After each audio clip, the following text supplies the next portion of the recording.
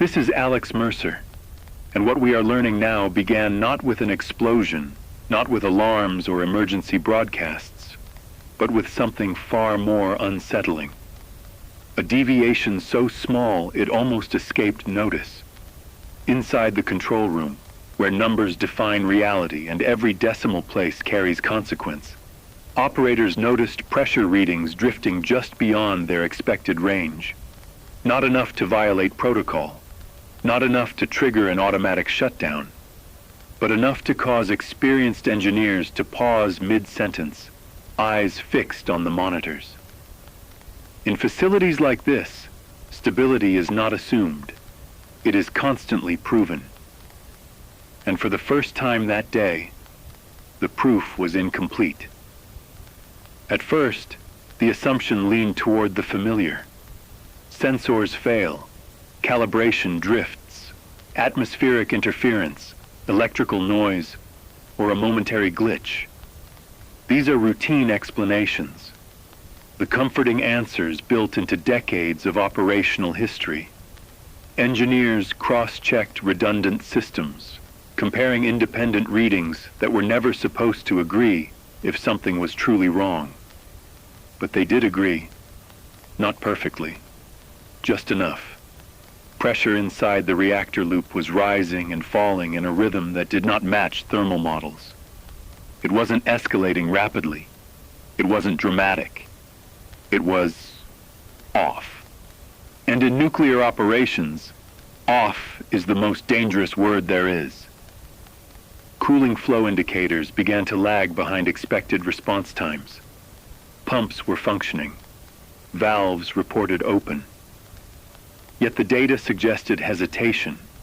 Milliseconds stretched into seconds, seconds into patterns. Heat removal was still occurring, but not evenly, not predictably. Operators leaned closer to their screens, fingers hovering above controls they were trained not to touch without absolute certainty. Conversations slowed. Voices dropped. The kind of silence that doesn't come from calm, but from collective focus tightening into something heavier. Procedural checklists were reviewed line by line. No violations yet. No thresholds crossed. No emergency authority granted. This was the narrow space nuclear facilities are designed to live in. The space between normal and abnormal, where judgment must fill the gap before automation takes over.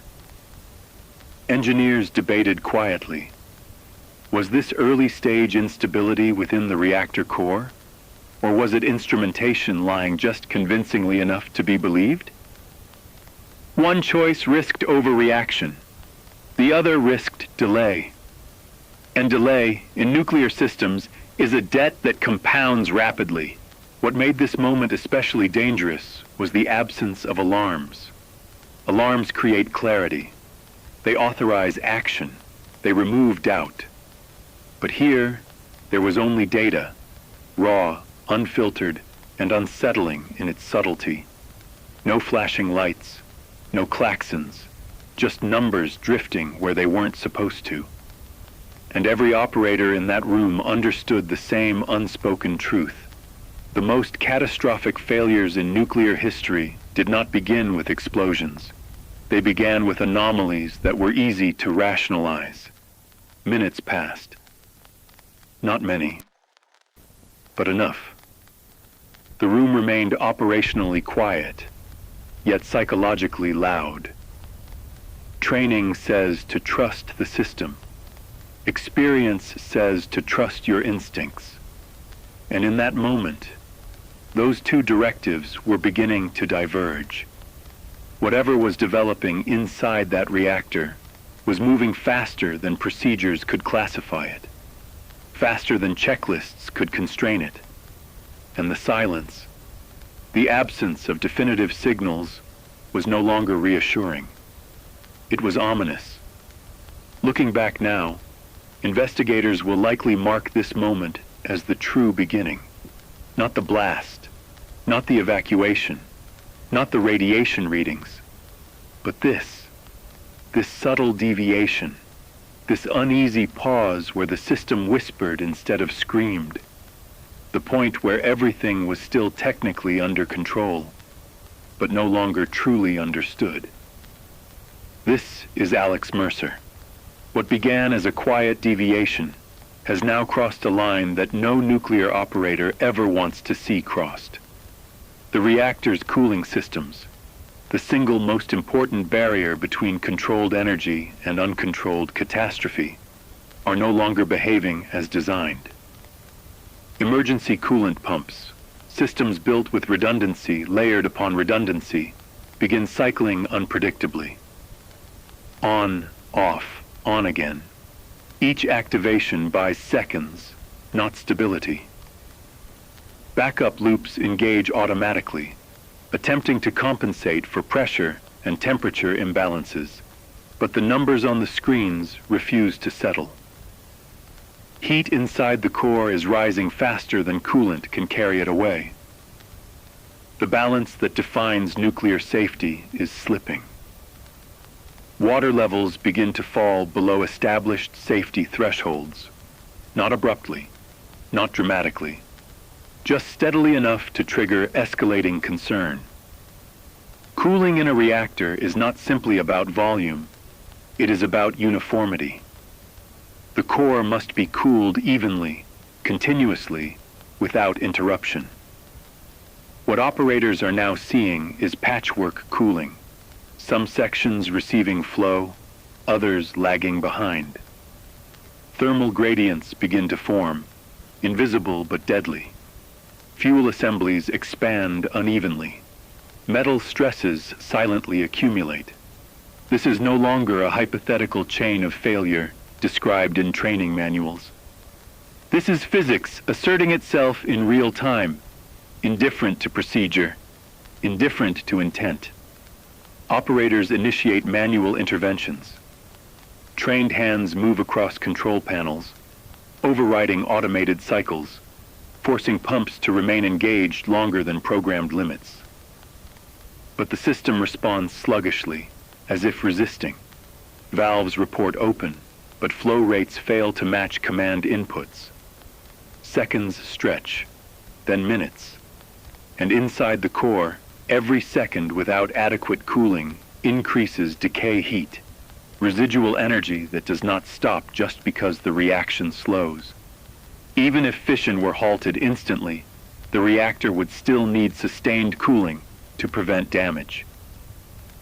Right now, that cooling is inconsistent at best, and then the decision is made. There is no debate left, no room for interpretation. The emergency shutdown, the scram, is initiated. This is the nuclear equivalent of pulling every brake at once. Control rods are deployed at full insertion speed, designed to absorb neutrons and halt the fission reaction almost instantaneously. In theory, this is the most reliable safety action in the entire system. In theory, it works every time. But theory breaks down under heat. Data confirms that not all control rods insert fully. Some stop short. Others slow as they descend. Mechanical resistance, possibly caused by thermal distortion, warped guide channels or debris, prevents complete shutdown. Power output drops sharply, but not to zero. Fission is reduced, but decay heat continues unabated. Worse, partial insertion creates uneven reactivity across the core, generating localized hotspots. The reactor is no longer just producing heat. It is producing it unevenly, unpredictably. The room changes instantly. Voices sharpen. Procedures escalate. Containment margins, those invisible safety buffers engineers rely on, are shrinking rapidly. The scram was supposed to be the definitive action, the final authority. When it does not fully succeed, the situation enters a category that exists mostly in simulations and post-incident reports. A partially shut down reactor is unstable by definition. Cooling systems are strained. Structural components are under stress they were never meant to endure simultaneously. Operators attempt secondary shutdown measures, borated water injection, pressure relief adjustments. Every action now carries risk. Introducing more coolant too quickly can fracture fuel assemblies. Too slowly, and temperatures continue to climb. The reactor vessel groans, not audibly, but in data. Sensors spike, then flatten, then spike again. The system is fighting itself, oscillating between states it can no longer maintain. This is the moment when time becomes the enemy. Every safety system still functioning is buying margin, not resolution. Engineers know what the next steps would be if cooling cannot be restored fully. They also know what those steps cost. Once core damage begins, recovery becomes exponentially harder. Once fuel integrity is compromised, containment becomes the last line of defense. And containment was never meant to be tested this way.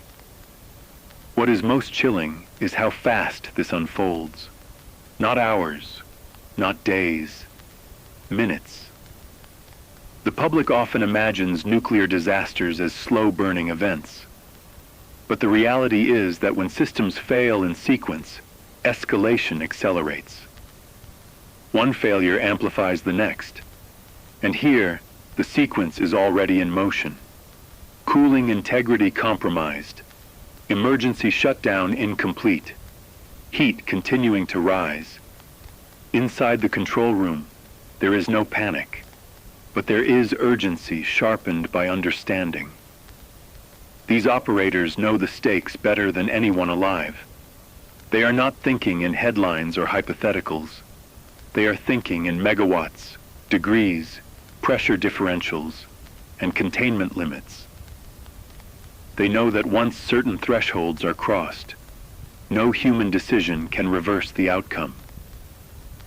This is the edge, the narrow boundary where recovery is still possible, but slipping. Where physics is advancing faster than intervention. Where the systems designed to protect the reactor are no longer sufficient on their own. And as this moment unfolds, one truth becomes unavoidable. The facility is no longer operating within known parameters. It has entered territory where history offers warnings, but no guarantees. We are standing at the point where control is no longer assured, only contested. This is Alex Mercer. The moment the alarms went wide, the nature of the event changed forever. What had been confined to the control room, numbers, readings, arguments between engineers, and the relentless ticking of rising temperatures, now spilled into every reinforced corridor of the facility. Klaxons erupted in layered tones, each frequency signaling a different tier of emergency. Red warning lights replaced the steady greens and ambers of routine operation, bathing concrete walls and steel doors in a pulsing glow. Automated announcements cut through the noise with mechanical calm, instructing all non-essential personnel to evacuate immediately. Not soon, not carefully, now. Technicians, maintenance crews, administrative staff, people who moments earlier were performing ordinary tasks, were suddenly moving with purpose toward hardened exits and underground shelters. Training took over. There was no screaming, no chaos, only the heavy realization that procedures drilled for years were no longer theoretical. Radiation monitors clicked louder as staff passed through checkpoints. Doors sealed behind them in sequence, segmenting the facility into isolated zones. Each closure was necessary, but each one also marked a narrowing of options. Once sealed, those areas would not reopen unless conditions stabilized, or power was lost entirely. Inside the control room, no one left. Operators remained at their stations, headsets tight, eyes locked on screens that refused to settle. These men and women were trained for this exact moment, not to escape, but to manage what could not be escaped. External agencies were notified through hardened communication lines. federal response teams, nuclear regulatory authorities, emergency management command. The language used was precise and restrained, but the implications were unmistakable. This was no longer an internal incident. This was a national concern. As evacuation procedures continued, a new threat began to dominate every calculation: containment pressure. The containment structure, an immense reinforced barrier designed to isolate the reactor from the outside world, was beginning to behave in ways that made engineers uneasy. Sensors reported steam accumulation rising beyond levels expected during any controlled shutdown scenario. This was not simply excess heat. This was energy with nowhere left to go. Water flashing into steam expands violently, and the containment dome was now absorbing that expansion, second by second. Pressure relief valves activated intermittently, venting controlled amounts of steam to prevent structural overload. Each venting cycle was a calculated risk. Release too little, and pressure would continue to climb toward failure thresholds. Release too much, and radioactive material could escape into the environment. Engineers monitored plume dispersion models in real time, watching wind direction, atmospheric stability, and population density beyond the facility perimeter. Every vent was debated. Every second mattered. Inside the control room, worst-case scenarios were no longer academic exercises. Engineers ran calculations on the fly, scribbling figures that represented structural tolerances, material fatigue limits, and thermal stress curves.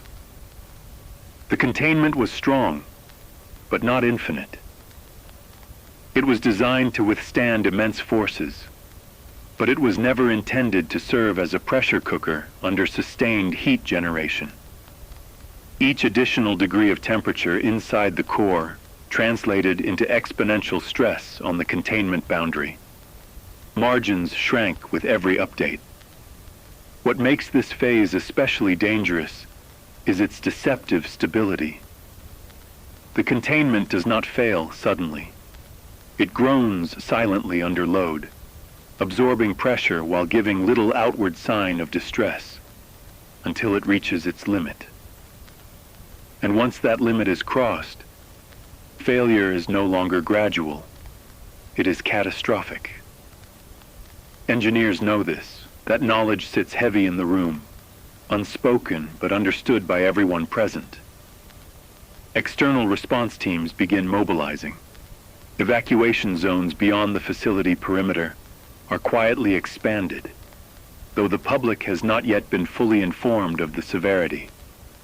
Authorities face an impossible balance. Warn too early and risk mass panic. Wait too long and risk trapping people in harm's way. Helicopters lift off under restricted airspace. Monitoring stations miles away recalibrate, watching for radiation signatures that have not yet appeared, but could at any moment. Inside the containment, steam continues to build. Pressure readings fluctuate, briefly stabilizing after each relief cycle, then climbing again. It is a temporary equilibrium maintained by systems operating at the edge of their design limits. Engineers know that this cannot continue indefinitely. Either cooling must be restored fully, or pressure will overwhelm even the strongest barriers humanity has built. The alarms continue to sound, not just as warnings but as reminders. This is the sound of systems acknowledging that control is slipping. This is the sound of a facility transitioning from operation to survival mode. The question now is no longer whether this incident will be remembered, but how far it will go before it ends. And as containment pressure rises, so does the unspoken fear shared by everyone monitoring these systems, that the next alarm may not be a warning, but a confirmation. This is Alex Mercer. At exactly 14:17 local time, the world changed. Not with the blinding flash many fear when they hear the word nuclear, but with something almost as terrifying in its own way. Seismic sensors positioned miles from the facility registered a sudden, sharp shockwave. Not a tremor, not structural settling. A violent, unmistakable blast signature. Within seconds, confirmation arrived from multiple monitoring systems. An explosion had occurred inside the facility. Not a nuclear detonation, but an industrial catastrophe driven by physics no longer contained. Investigators would later determine that hydrogen gas, produced during the overheating of reactor components, had accumulated in confined spaces. That buildup found an ignition source. When it ignited, the force tore through internal structures with brutal efficiency. Reinforced walls buckled. Equipment housings were ripped from their mounts. Control cables were severed in an instant. The blast wave raced through service corridors and turbine halls, slamming into bulkheads designed to resist pressure from one direction, not from within. The containment dome did what it was built to do. It absorbed the majority of the force. That fact alone prevented an immediate worst-case scenario. But absorbed does not mean unharmed. Internal linings cracked. Shock stresses rippled through steel and concrete never meant to flex that way. Structural sensors lit up across the board, reporting damage severe enough that engineers stopped talking in probabilities. The explosion marked a threshold. Before it, stabilization was theoretically possible. After it, the situation entered irreversible territory. Outside the facility, the effects were felt almost immediately. Windows shattered miles away, not from radiation or heat, but from pressure. Buildings shuddered. People dropped to the ground, unsure whether an earthquake or an attack had occurred. For those watching from afar, the blast plume was confusing. No mushroom cloud, no blinding flash, just a violent surge of debris and steam rising into the sky. That absence of the expected made the moment even more unsettling. This wasn't the disaster people had imagined. It was something quieter, messier, and far more complex. Inside the plant, communication fractured. Some systems went dark instantly. Others continued transmitting distorted data that made little sense. Operators who had been managing heat curves and pressure margins were now dealing with structural damage assessments and personnel accountability. The emergency response shifted again, this time from prevention to damage control. The point of no return had been crossed, not by a single decision, but by accumulated failures that finally converged. And then, almost immediately, the consequences spread outward. Within seconds of the explosion, the regional electrical grid began to fail, not because of physical destruction alone, but because of automatic safeguards doing exactly what they were designed to do. Transmission lines disconnected to prevent cascading overloads. Substations isolated themselves. Power plants miles away shut down in sequence, sensing instability they could not identify. The grid, an interconnected system built for efficiency, fractured into isolated islands of darkness. Entire cities lost power in under a minute. Traffic lights went dark. Elevators stopped mid-rise. Control rooms in unrelated facilities suddenly filled with alarms of their own. Hospitals transitioned to emergency generators, the deep hum of diesel engines replacing the quiet reassurance of steady grid power. Some generators started cleanly. Others hesitated. In critical care units, battery backups bridged the gap while technicians prayed fuel supplies would last long enough. Cell towers flickered, some remaining online, others dropping without warning. Internet service became unstable, then intermittent, then absent altogether in certain areas. The public didn't just lose electricity, they lost information. Darkness spread faster than explanations. Rumors filled the vacuum instantly. Some spoke of a nuclear blast, others of foreign attacks. Emergency lines flooded with calls that no one had the capacity to answer. What makes a power grid collapse so dangerous is not the darkness itself. It's the silence that follows. Without electricity, modern society loses its ability to coordinate. Fuel pumps fail. Payment systems stop. Communications degrade. And in the hours after the blast, that silence became as frightening as the explosion itself. People stood in darkened streets, phones useless, looking toward a horizon lit only by emergency flares and the distant glow of the damaged facility.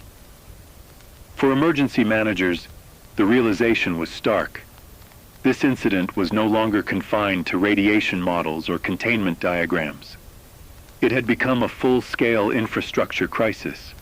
The blast had fractured not just concrete and steel, but the invisible systems that keep millions of lives synchronized.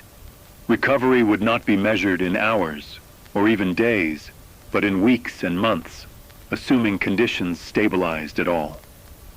As night fell over a region suddenly cut off from power, one truth became painfully clear. The explosion was not the end of the disaster. It was the moment everything else began to fail at once. This is Alex Mercer. What followed the explosion was not chaos in the cinematic sense. There were no screaming corridors or frantic shouting, but something far more unsettling. Precision under pressure. Within minutes, the incident crossed an invisible threshold. It was no longer classified as an industrial accident. It became a national emergency, and the machinery of response, built quietly over decades, surged into motion with chilling efficiency. Sirens sounded across the facility perimeter, not the routine tones of drills, but the sharp, unmistakable cadence reserved for real-world failure. Inside command centers miles away, screens shifted layouts automatically, reconfiguring for crisis mode. Federal emergency frameworks activated in parallel with state-level authorities, each slotting into roles defined long before this day ever arrived. No one waited for full confirmation. In nuclear scenarios, certainty often arrives too late to be useful. Fire crews were dispatched first, but not in the way the public imagines. They did not rush toward flames. They staged. Specialized hazardous material units followed, equipped not only with protective gear, but with time limits, rotating crews designed to minimize cumulative exposure. Every responder who moved closer to the site did so, knowing that their safety depended not on bravery, but on discipline and math. National Guard units received deployment orders within minutes. Convoys rolled under sealed conditions. Vehicles outfitted with radiation detection systems, air filtration units, and redundant communications. Helicopters lifted off, but maintained strict standoff distances, orbiting the exclusion zone rather than approaching it directly. Their job was observation, not intervention. The sky above the facility was cleared with absolute authority. Commercial flights were diverted without explanation. News helicopters were grounded. Even law enforcement aircraft were restricted. Above the plant, the airspace became sterile, silent, controlled, and unforgiving. Radiation monitoring teams formed expanding perimeter rings, each one sampling air, soil, and water continuously. Geiger counters clicked in steady, relentless rhythms, not yet screaming, but loud enough to command attention. Data streamed into mobile command units and national laboratories in real time, building invisible maps of risk that shifted with every subtle change in wind direction. Meteorologists were pulled into emergency briefings, their forecasts suddenly carrying life and death implications. A 5-degree shift in wind could redraw evacuation zones entirely. By this point, officials understood the truth they would not say aloud. The plant was no longer the priority. The window for prevention had closed. The mission had narrowed to 3 objectives: containment, evacuation, and time. Time for heat to dissipate. Time for systems to stabilize or fail gracefully. Time to keep an already catastrophic event from escalating into something irreversible. And then the emergency orders reached the public. Television broadcasts froze mid-sentence, cutting abruptly to stark, authoritative messages. Radio, this radio, became a constant thread in a rapidly unraveling fabric. Mobile phones vibrated almost simultaneously as emergency alerts lit up screens with blunt, unambiguous language. Residents within a defined radius were ordered to evacuate immediately. Not advised, not recommended, ordered. Take only essentials. Do not wait. Do not return. The wording was deliberate, precise but incomplete. Officials knew that too much information could ignite panic, but too little would do the same. What they could not answer was the question everyone asked first. How far is far enough? Radiation does not respect roads, borders, or intuition. It drifts, it settles, it lingers, and in the absence of visible danger, fear rushed in to fill the void. Roadways clogged almost instantly. Highways turned into static rivers of metal and brake lights. Families packed vehicles with whatever they could grab: documents, medication, pets, children still half asleep. Gas stations were overwhelmed within minutes. Fuel pumps running dry before power fluctuations shut many of them down completely. Some evacuees fled toward danger unknowingly, only to be turned back by checkpoints that had materialized seemingly overnight. Others abandoned vehicles altogether, continuing on foot with no destination beyond a way. Shelters filled beyond projected capacity. Schools, churches, community centers, any structure with walls and a roof became refuge. Cots lined gymnasium floors. Bottled water vanished. Emergency workers struggled to maintain order as confusion spread faster than information. Parents searched for missing family members. Elderly residents waited for assistance that arrived too slowly. Hospitals faced the impossible task of relocating vulnerable patients while maintaining critical care, all under the pressure of an invisible threat. What made this evacuation uniquely terrifying was not what people saw, but what they couldn't. There was no smoke plume stretching across the horizon, no advancing wall of flame. The sky remained deceptively calm. Streets looked normal, and yet every cough, every headache, every metallic taste reported by evacuees became suspect. Anxiety manifested physically. Overwhelming emergency lines with calls that blurred the line between panic and exposure. From command centers far from the blast site, officials watched the evacuation unfold through satellite feeds, traffic sensors, and fragmented reports. They knew perfection was impossible. The goal was not total evacuation. It was risk reduction. Every mile gained mattered. Every person moved out of the highest risk zones increased the margin between survival and tragedy.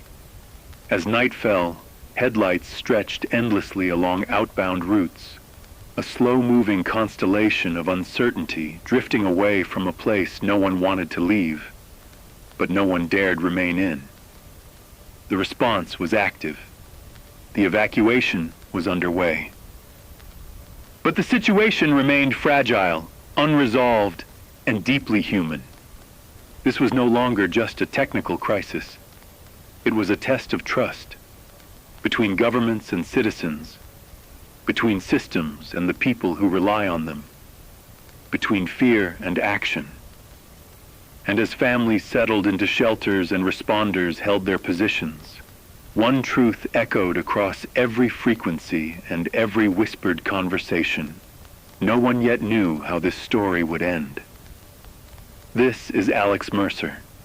And now we arrive at the confirmation everyone feared but hoped would never come. Radiation has been detected beyond the boundaries of containment, not inferred, not suspected, measured, verified. Recorded by multiple independent monitoring stations positioned miles downwind from the facility. The numbers appeared quietly at first, slightly elevated readings, just above background levels. But in nuclear events, even the smallest deviation carries weight far beyond its size. Officials moved quickly to frame the announcement with care. The release, they emphasized, was limited, controlled, within modeled expectations. But the word limited does not behave well in public consciousness when paired with radiation. Limited is not zero. Limited still means material has escaped systems designed to never let it out. Limited means that something invisible, odorless, and persistent is now part of the environment, governed not by policy statements, but by wind, weather, and time. Plume modeling began immediately. Supercomputers processed atmospheric data, wind shear, humidity layers, pressure gradients, producing evolving projections that looked less like maps and more like living organisms. These plumes did not advance evenly. They stretched, curled, thinned, and thickened depending on terrain and air currents. A slight shift in wind direction could redraw exposure risk zones in minutes. Areas declared safe at dawn could be reconsidered by noon. To scientists, this was expected behavior. To civilians, it felt like the ground rules were changing without warning. Experts stepped forward to explain. They spoke in units meant to quantify reassurance, millirems per hour, cumulative dose, comparison baselines. They referenced medical imaging, airline flights, natural background exposure. They explained thresholds, safety margins, biological absorption rates. But numbers rarely calm fear when people cannot see the threat. Radiation is not fire. It does not roar. It does not announce itself. It lingers silently, and its consequences, if they come, arrive later, quietly, statistically. That delay is what makes it so deeply unsettling. Parents began calculating invisible risks. How long was too long outside? Was the tap water still safe? Could children play on the ground? Farmers stared at fields that suddenly felt compromised. Water treatment officials took additional samples, knowing that even the act of testing would be interpreted by some as confirmation of danger. Every precaution, no matter how standard, became symbolic. The public did not hear the nuance. They heard one word, repeated everywhere, drowning out context: radiation. As agencies expanded monitoring, deploying additional sensors and mobile laboratories, they stressed transparency. Data was published. Briefings were scheduled. Scientists answered questions as directly as possible. But reassurance struggled against a growing tide, because even accurate information has difficulty competing with uncertainty once fear takes root. And then came the second wave of the crisis, faster, louder, and far harder to contain. The media flood did not arrive gradually. It detonated. Social platforms erupted within minutes of the confirmation. Images spread without timestamps. Videos circulated without verification. Footage from decades-old nuclear disasters resurfaced, stripped of context and shared as if they were unfolding now. Abandoned cities, evacuees in protective suits, sirens echoing through empty streets. The visuals were powerful, and power does not require accuracy to be effective. Rumors multiplied exponentially. Anonymous accounts claimed radiation levels were far higher than reported. Others insisted evacuation zones were being quietly expanded to avoid mass panic. Some posts alleged military involvement signaled a cover-up. Others claimed whistleblowers were being silenced. Each claim contradicted the last, but contradiction did not slow their spread. In an information vacuum, volume replaces truth. Traditional news outlets scrambled to keep up.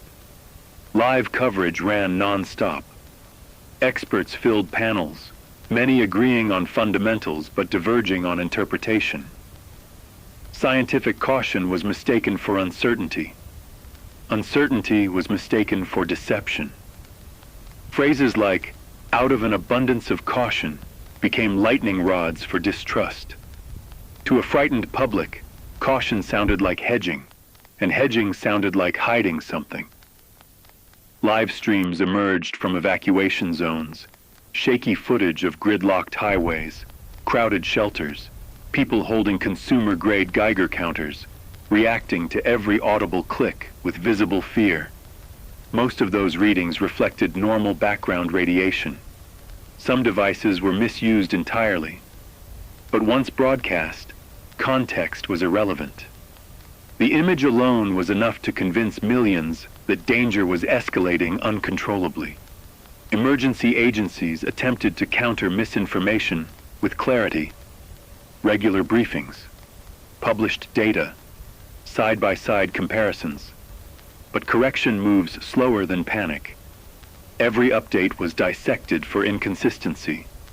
Every revised projection was framed as backtracking. Trust, once strained, became brittle. Inside newsrooms, another quiet crisis unfolded. Editors debated ethics in real time. What calms versus what alarms? What informs versus what traumatizes? Silence risked rumor. Coverage risked hysteria. There was no neutral choice. Every headline shaped perception, and perception now influenced behavior just as much as radiation itself. What became clear was that the disaster now had two fronts. One was physical, measured, monitored, and managed by science. The other was psychological, spreading without boundaries, feeding on uncertainty, amplified by algorithms and fear. And unlike radioactive material, misinformation does not decay with time. It accumulates. As night fell, screens glowed endlessly in homes, shelters, and command centers. People refreshed feeds compulsively, searching for certainty that did not exist yet. The radiation plume continued its slow, indifferent movement through the atmosphere, while the information storm raged unchecked, reshaping reality faster than facts could assert themselves. This was no longer just an emergency of containment. It was an emergency of comprehension, of trust, of a society forced to navigate invisible danger while drowning in visible noise. And beneath every update, every alert, every argument, one question pulsed relentlessly through the public consciousness. If we cannot see the threat and cannot agree on the truth, how do we know when we are safe? This is Alex Mercer. And as the technical data continues to update and the physical response unfolds on the ground, another absence becomes impossible to ignore: the silence from those in power. Not total silence, but a carefully measured quiet, punctuated by short statements that say just enough to acknowledge the crisis without revealing its depth. In moments like this, what leaders choose not to say often carries more weight than anything they do. The first official remarks arrived hours after the confirmation of radiation release. They were delivered from controlled environments, podiums flanked by flags, briefing rooms with no windows, carefully framed camera angles. The language was deliberate, restrained, and unmistakably rehearsed. Phrases like ongoing assessment, interagency coordination, and no immediate threat to public safety appeared repeatedly, sometimes verbatim, across different officials and different levels of government. To policymakers, consistency signals stability. To the public, it can sound like avoidance. Questions poured in from reporters, but answers came slowly. Many inquiries were deflected with promises of future updates. Others were met with acknowledgments rather than explanations. When pressed for numbers, exposure levels, containment status, worst-case projections, officials emphasized that data was still being verified. That verification may have been scientifically responsible, but in the vacuum it created, anxiety surged. Silence does not pause fear. It gives it room to grow. The delay between questions and answers became a story in itself. Minutes stretched into hours. Briefings ended abruptly, only to be followed by long periods with no new information. During those gaps, speculation thrived. Social media dissected every pause, every shift in tone, every glance exchanged behind podiums. The public was no longer listening solely to words. They were studying posture, eye movement, breathing patterns, searching for tells that might betray the truth. Body language became its own broadcast. A tightened jaw, a delayed blink. Hands gripping the edges of lecterns just a little too firmly. Viewers interpreted these moments not as human stress, but as evidence. Confidence was weighed against hesitation, calm against stiffness. Every gesture was magnified, replayed, and analyzed by millions desperate for reassurance that never quite arrived. Behind the scenes, officials faced a dilemma as old as crisis governance itself. Speak too soon and risk being wrong. Speak too late and risk losing trust entirely. Every statement had to balance transparency with liability, accuracy with consequence. Legal advisors weighed in alongside scientists. Political strategists argued for restraint. Emergency managers pushed for clarity. The result was language sanded down to its safest edges, informative enough to exist, vague enough to retreat from if needed. Leaders emphasized unity, support for affected communities, commitment to investigation, promises of accountability at some later date. But timelines were absent, details were sparse, and while the words were calm, the environment was not. People wanted specifics because specifics create boundaries, and boundaries create a sense of control. Without them, fear expands unchecked. In some cases, leaders chose not to appear at all, delegating statements to spokespeople, agency heads, or written releases. These absences spoke loudly. The public noticed who was visible and who was not. Silence from the highest offices was interpreted in conflicting ways. Some saw it as responsible caution, others as abandonment. Trust fractured along familiar lines. International reactions were equally restrained. Foreign leaders issued carefully neutral statements expressing concern and offering assistance, but avoiding any language that suggested blame or escalation. Markets reacted anyway. Diplomatic channels buzzed quietly. Travel advisories were updated without explanation. The global community watched, measured, and waited. Inside government buildings, the tension mirrored what was unfolding outside. Officials refreshed the same data feeds as the public, aware that once spoken, words could not be recalled. Every sentence carried weight not just for reassurance, but for legal responsibility, political survival, and historical record. No one wanted to be the voice remembered for either downplaying disaster or causing unnecessary panic. And so the silence stretched on, broken only by controlled updates that answered few of the questions people actually asked. In living rooms, shelters, and evacuation centers, citizens waited, not just for safety, but for acknowledgement of fear itself, for someone to say plainly what they were facing, even if the answer was uncomfortable. Because in moments like this, people do not expect certainty. They expect honesty. And when honesty feels filtered, trust erodes quietly, steadily, just like contamination spreading unseen.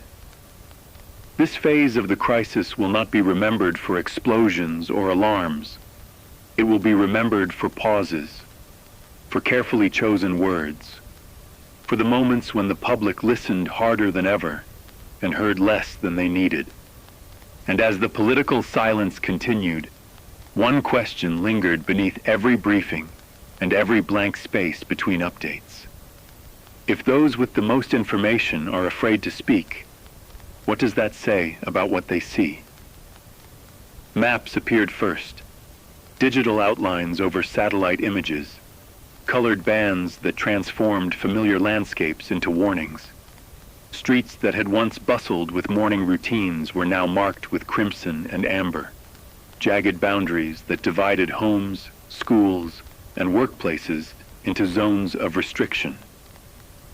Authorities spoke of exclusion areas, but the term felt clinical, almost abstract, when families looked at the map and saw their lives reduced to a few lines of code. Some towns, once lively with community events and markets, were now rendered hypothetical, places people might visit only in memory.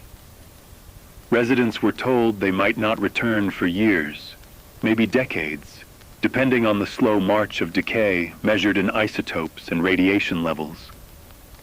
The immediate blast had ended in seconds, but the aftermath stretched like a shadow over time itself. Farm fields were among the first casualties of the invisible threat.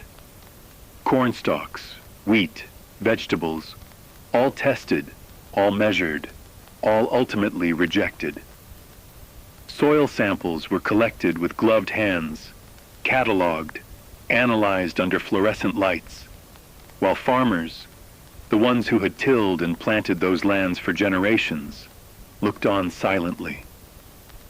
Their work, their routines, their livelihoods, transformed into data points. Water sources, once taken for granted, became focal points of obsession. Streams, lakes, reservoirs, everything underwent scrutiny. Every drop was measured for contamination, and every positive reading reinforced the boundaries that authorities had drawn on maps. Access to natural resources became rationed not by politics or policy, but by the invisible science of decay. In homes, the psychological toll began to accumulate. Families were asked to evacuate or relocate, sometimes temporarily, sometimes indefinitely. Belongings were packed hurriedly. Photographs, heirlooms, books, furniture, items imbued with memory, were left behind or carried out with trembling hands. For many, the question was not only if they could return, but when. And when stretched into years, uncertainty became a constant companion. The silence of empty streets was amplified by absence, the echo of doors closing for the last time, the muffled hum of appliances left to rot, the faint imprint of life now halted. Within the exclusion zones, nature began its own slow reclamation. Grass pushed through cracks in asphalt, vines crept over abandoned playgrounds, and wild animals returned to territories long encroached upon by human presence. From the outside, these areas appeared almost serene, an uncanny peace, but each leaf, each drop of water, each rustle in the wind carried a lingering danger. Signs posted at every entrance warned of invisible hazards. Radiation levels, contaminated soil, unsafe buildings. Those boundaries were more than guidelines. They were the literal difference between safety and harm, life and illness. Officials worked tirelessly to monitor, measure, and manage these zones, but the public perception was not always aligned with scientific nuance. Color-coded maps became symbols of exile. News stories repeated the figures of contamination like incantations, and social media magnified fears alongside facts. When a new reading showed a slight increase in radiation in a supposedly stable area, the ripple effects traveled faster than any government announcement. Evacuation plans, relocation support, and decontamination procedures became subjects of scrutiny, debate, and, in some cases, outright distrust. People wanted certainty, and certainty was impossible. For those who lived nearby but outside the exclusion zones, life continued under a veneer of normalcy. Children went to school, cars traveled along familiar routes, and grocery stores stocked shelves, yet the proximity to danger reshaped daily life. Parents measured exposure by the minutes their children spent outside, by the distance from open fields, by the air they inhaled. Even small deviations, an untested well, a stray animal, a gust of wind, became potential threats, and caution infiltrated every routine. Communities existed in a state of suspended vigilance, never fully free, never fully confined. Research teams entered the zones in protective suits, carrying Geiger counters, sampling kits, and scientific instruments designed to detect what human senses could not perceive. They moved like ghosts through abandoned streets, cataloging decay and documenting contamination. Each measurement was logged with precision, but the numbers could not convey the human impact. The lost economies, the disrupted education, the marriages strained under uncertainty, the mental health toll of living with invisible threat. These were statistics not easily captured, yet they were part of the story of the zones as much as isotopes and radiation maps. Decontamination efforts were slow, methodical, and fraught with complexity. Soil had to be treated or removed, buildings dismantled or sealed, water systems flushed and retested. Every step was painstaking, expensive, and imperfect. Even as progress was reported in bulletins and press releases, the public remained skeptical, knowing that decay operates on its own timetable, unconcerned with human schedules or deadlines. The promise of eventual safety hung in the air, a distant hope, often contrasted with the vivid memory of loss. And yet, amidst the decay and absence, life persisted. Humans adapt. Some returned temporarily, under careful monitoring, to salvage belongings or maintain properties. Researchers and emergency crews made repeated trips to observe and test. And slowly, some wildlife began to establish permanent presence. In this juxtaposition of death and persistence, the exclusion zones became laboratories not only of contamination, but of endurance. An ongoing experiment in how humans and nature coexist with invisible, persistent threats. Generations would come to know these zones differently. Children born outside them would learn their history through maps, stories, and photographs. Children born inside, if any returned, would grow up with a daily awareness of danger and precaution. routines shaped by radiation readings and safety protocols rather than playgrounds and leisure. Memory and history intertwined with science in ways that could never be fully separated.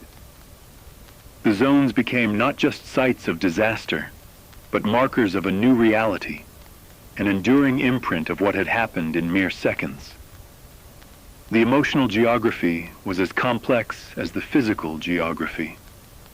Some families mourned the loss of land, not just as property, but as heritage. Farmers grieved soil that would remain unusable for decades. Residents of towns outside the worst-hit areas watched friends, neighbors, and relatives live with displacement and limitation.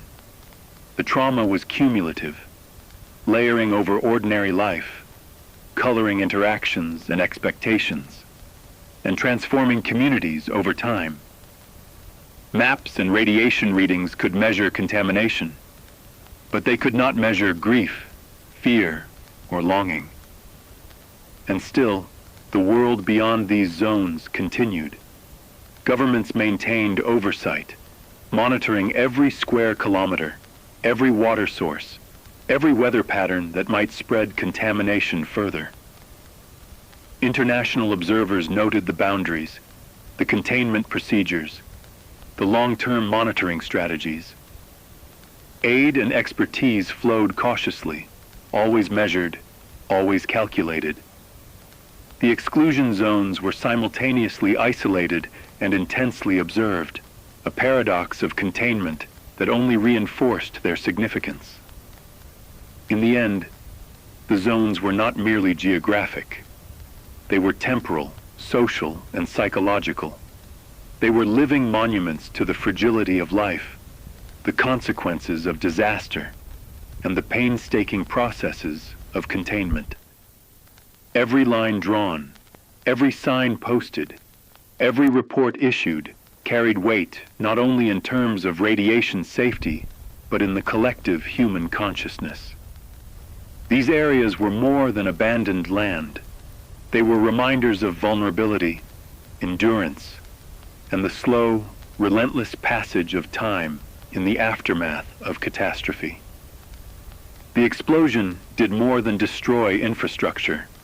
It detonated a conversation that had long simmered quietly in think tanks, boardrooms, and academic papers.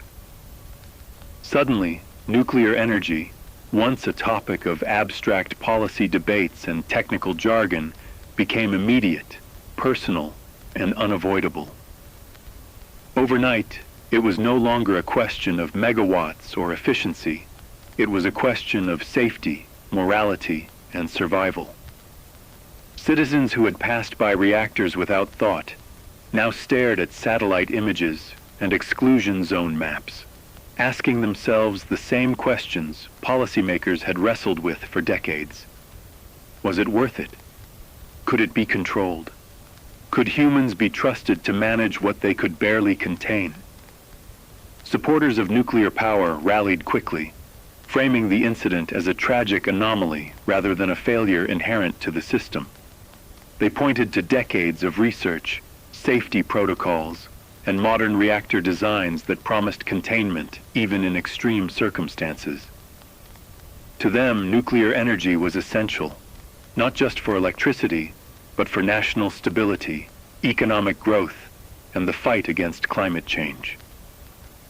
Renewable sources were growing, yes, but they argued they could not yet match the scale, consistency, or reliability of nuclear. Modern reactors, with passive safety systems and multiple redundancies, were presented as technologically sophisticated answers to a world increasingly hungry for energy. For proponents, the question was not whether to continue, but how to learn, adapt, and prevent history from repeating itself. But for critics, the blast confirmed every fear long dismissed as alarmist. Aging infrastructure, human error, and unforeseen vulnerabilities had combined into disaster, and no amount of technical reassurance could erase the human cost. Towns abandoned, farms rendered unusable, lives disrupted. The evidence was tangible, public, undeniable. To them, the incident was proof that even modern reactors were not immune to catastrophe. It was a reminder that technology exists within human systems, and human systems are fallible. Policy decisions made in the quiet of government offices now collided violently with lived reality.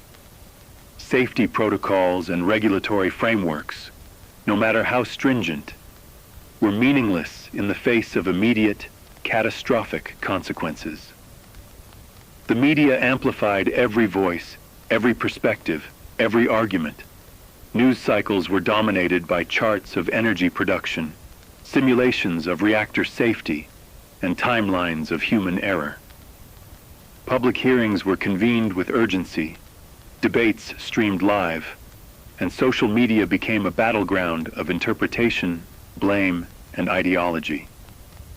Citizens argued over megawatts and isotopes in living rooms and online forums with a passion that belied the technical complexity of the subject. For many, energy policy had ceased to be a distant, abstract field. It had become tangible, measurable, and frighteningly immediate. The electricity that powered homes, hospitals, and industry was no longer just convenience. It was a question of life, security, and accountability. Legislators found themselves in the eye of a storm they could neither control nor fully predict. Some advocated doubling down on nuclear investment, arguing that national energy independence and carbon reduction goals could not be abandoned without catastrophic cost. Others pushed for moratoriums, stricter regulations, and accelerated transitions to renewable energy. Hearings were charged, committees gridlocked. Every statistic, every historical precedent, every safety report was dissected, cross-referenced, and weaponized. Decisions that had once been considered incremental or technical now carried moral and existential weight. Every vote, every policy, every statement was scrutinized for its potential to prevent or precipitate the next disaster. Public opinion split almost immediately, often along lines not just of ideology, but geography and proximity. Those directly affected by the exclusion zones spoke with anger, grief, and disbelief. Their testimonies were visceral. Farms abandoned, schools shuttered, livelihoods destroyed. For them, energy policy was no longer a debate in policy journals. It was the invisible force that had rewritten their lives. In other regions, where reactors operated safely and uninterrupted, citizens expressed cautious optimism, convinced that the lessons of failure could strengthen rather than weaken the system. The national conversation became a tug-of-war between fear and faith. Lived experience and statistical confidence, moral responsibility and technological ambition. Scientific and engineering communities found themselves navigating a delicate line. Researchers released data about containment failures, chain reactions, and safety margins, careful to maintain credibility while acknowledging uncertainty. Conferences convened to assess lessons learned, protocols revised, and safety systems reevaluated. But technical language, no matter how precise, could not fully penetrate the emotional resonance of the public debate. People were not arguing over algorithms. They were arguing over the intersection of human error and technology, and the recognition that mistakes at this scale leave consequences measured not in numbers, but in human lives. International observers weighed in as well, noting that the incident reshaped not only national energy policy, but global energy markets. Countries that had once modeled their nuclear programs after the affected nation reconsidered their timelines, regulations, and investment strategies.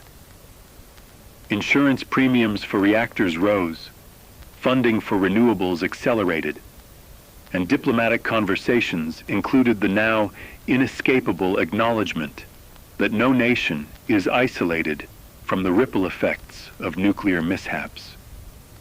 Energy policy became simultaneously domestic and global, every decision carrying layers of complexity that extended far beyond borders. Economists and industrial leaders faced a parallel reckoning. Supply chains previously taken for granted were now scrutinized. Energy-dependent industries recalculated costs and risks, sometimes facing the stark choice between energy security and financial liability. Regional grids, designed under assumptions of reliability, were strained by the sudden reevaluation of available power. Short-term solutions, temporary imports, rationing, emergency generation, were implemented with urgency, but the long-term debate loomed larger. For many, the incident demonstrated that energy policy was never a purely technical decision. It was an existential calculus, balancing risk, utility, and the weight of human error against necessity and progress. Meanwhile, activists and advocacy groups seized the moment to push agendas that had been dormant for decades. Anti-nuclear coalitions framed the disaster as inevitable, a symptom of hubris and systemic neglect. Renewable energy proponents argued that the catastrophe was a clear sign that investment in solar, wind, and storage systems could no longer be postponed. Public campaigns, media op-eds, and grassroots movements gained traction, not because they offered immediate solutions, but because they gave voice to the anger, grief, and fear that permeated society. Energy policy had become not just a debate over electrons, but a debate over ethics, trust, and responsibility. And amid all this, the average citizen was left to reconcile technical complexity with personal stakes. Daily life, turning on lights, charging devices, heating homes, became subtly intertwined with existential questions. What was safe? What was necessary? What could be trusted? Every appliance, every utility bill, every local power outage was suddenly infused with a heightened sense of awareness, a quiet tension that reminded people that energy is never abstract, never neutral. It is a system that powers not just infrastructure, but life itself, and life had proven fragile in the face of its failure. Debate raged, policy shifted, and the incident became the lens through which a nation began to reconsider itself. The energy reckoning was not a single moment, nor a simple conversation.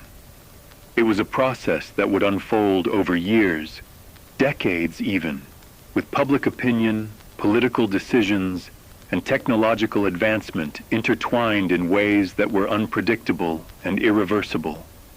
Lessons would be drawn, reforms implemented, and yet uncertainty would remain.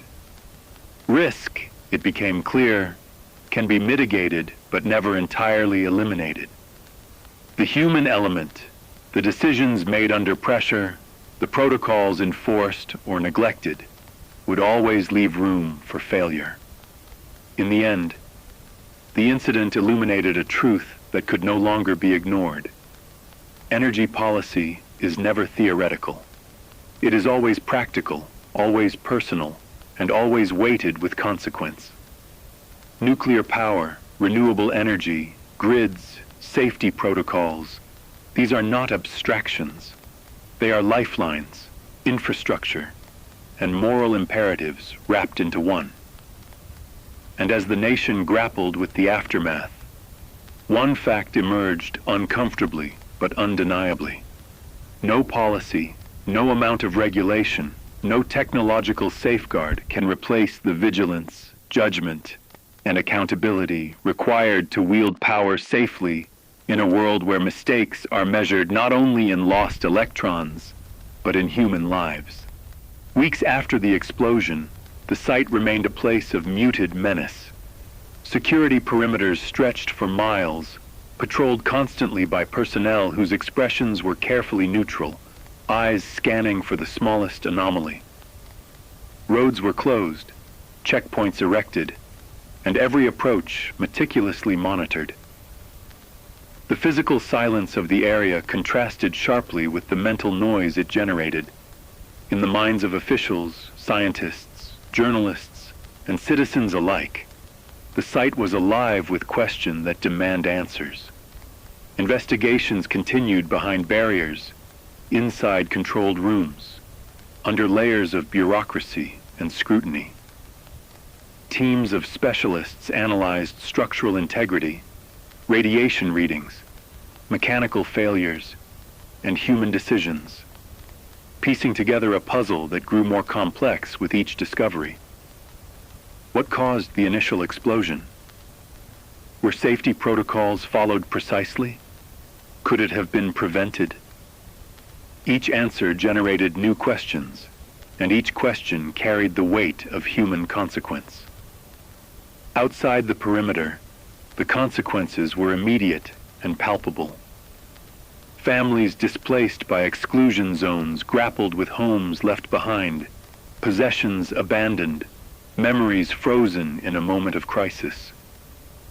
Generations of stability and routine had been disrupted in an instant, and while some attempted to resume daily life, the rupture was profound.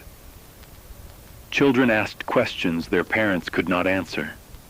Adults revisited choices that, until that moment, had seemed inconsequential: career paths, investments, decisions about relocation or property. Careers in industry, policy, and oversight came under intense scrutiny as investigations revealed mistakes, oversights, or misjudgments. Lives that had been carefully built, anchored in expertise and experience, were now unmoored by events beyond individual control.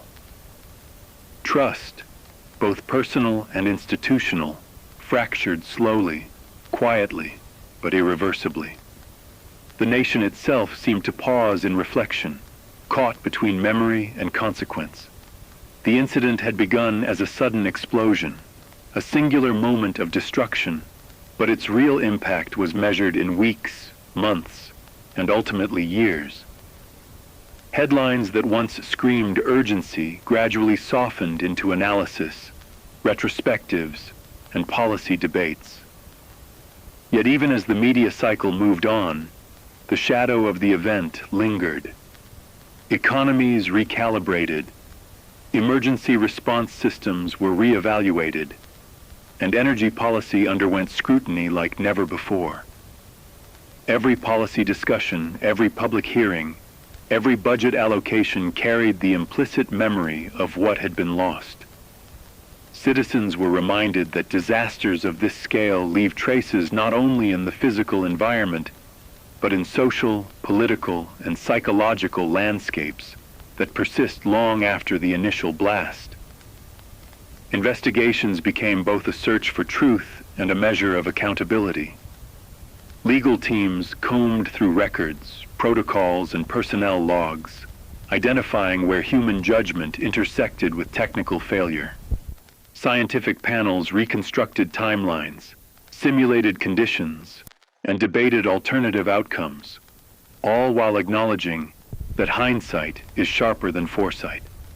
Experts wrestled with nuances, the difference between negligence and error, protocol adherence versus practical limitations, and the unpredictable nature of complex systems.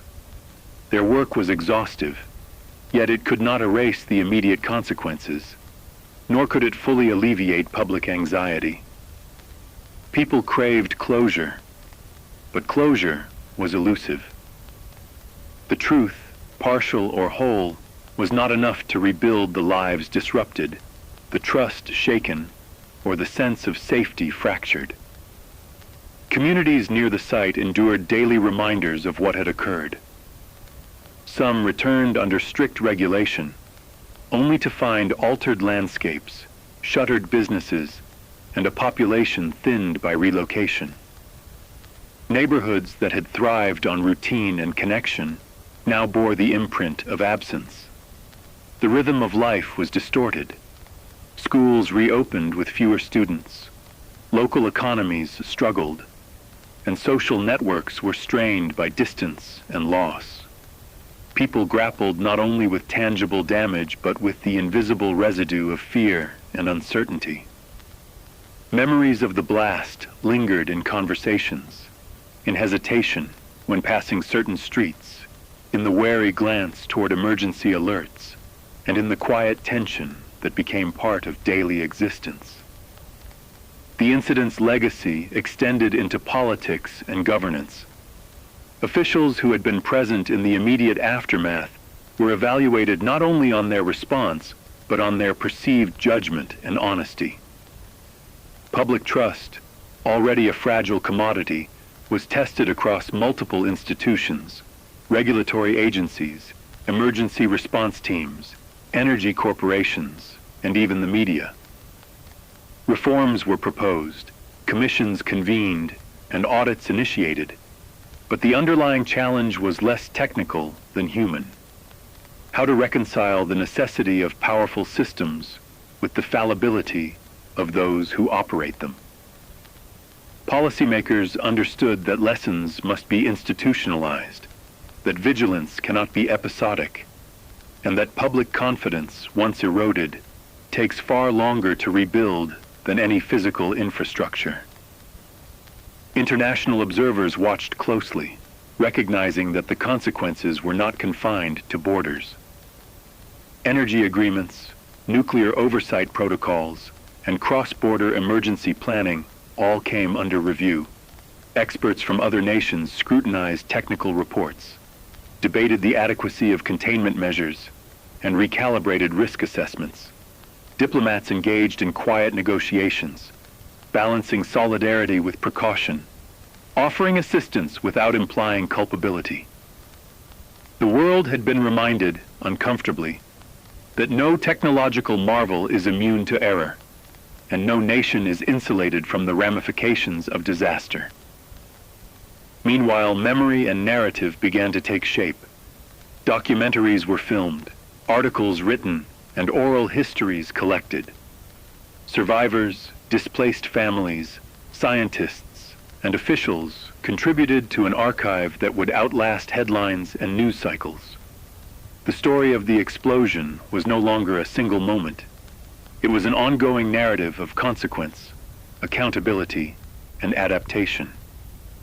Public consciousness internalized not just the details of what had happened, but the lessons it imparted about human oversight, technological power, and the delicate balance between the two.